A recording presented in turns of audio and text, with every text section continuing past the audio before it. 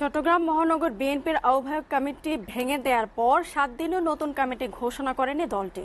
কর্মীরা বলছেন, আন্দোলনের সক্রিয় নেতাদের সমন্বয়ে গতিশীল নেতৃত্ব নির্বাচন করতেই কিছুটা সময় নিচ্ছেন দলের ভারপ্রাপ্ত চেয়ারম্যান। আর বিএনপিপন্থী পেশাজীবী নেতারা বলছেন, টানা 18 বছর ধরে ক্ষমতার বাইরে থেকে মামলা হামলায় জর্জরিত কর্মীদের উজ্জীবিত করতেই এমন উদ্যোগ নিয়েছে দলটি।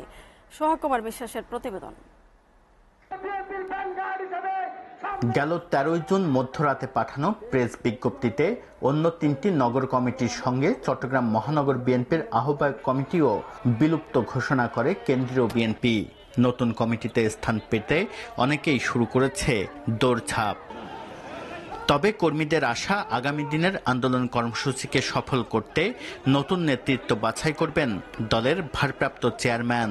দলের দুঃসাহস নিয়ে সামনের দিকে দলকে এগিয়ে নিয়ে যাবে, তাদেরকে নেতৃত্ব দিলে চট্টগ্রামের আন্দোলন সংগ্রাম সফল হবে। ইয়াং ফোর্সকে ঐক্যবদ্ধ করে সাংগঠনিক রূপে রূপায়িত করে আগামী দিনের আন্দোলনের জন্য এবং সাংগঠনিকভাবে তৈরি করতে পারবে, সেই ধরনের নেতৃত্বই তৃণমূলের কর্মীরা প্রত্যাশা করে। বিএনপিপন্থী পেশাজীবী নেতারা বলছেন, শত শত মামলার বোঝা মাথায় নিয়ে দলীয় কর্মসূচি সফল করে দলের প্রতি আনুগত্য দেখিয়েছে হাজার হাজার নেতাকর্মী।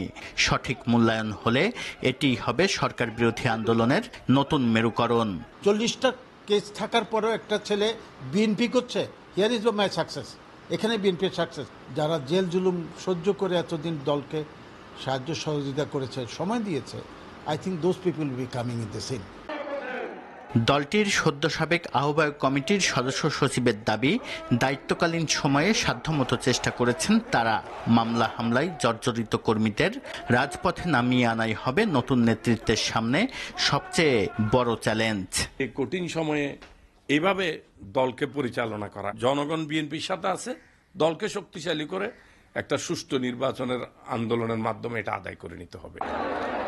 2020 সালের 23 ডিসেম্বর নগর বিএনপির পূর্ণাঙ্গ কমিটি ভেঙে ওই কমিটির সভাপতি ডাক্তার শাহাদাত হোসেনকে আহ্বায়ক ও সাধারণ সম্পাদক আবুল হাশেম বকরকে সদস্য সচিব করে 39 সদস্য বিশিষ্ট আহ্বায়ক কমিটি ঘোষণা করে বিএনপি। সোহাগ কুমার বিশ্বাস, এসআইটিভি, চট্টগ্রাম।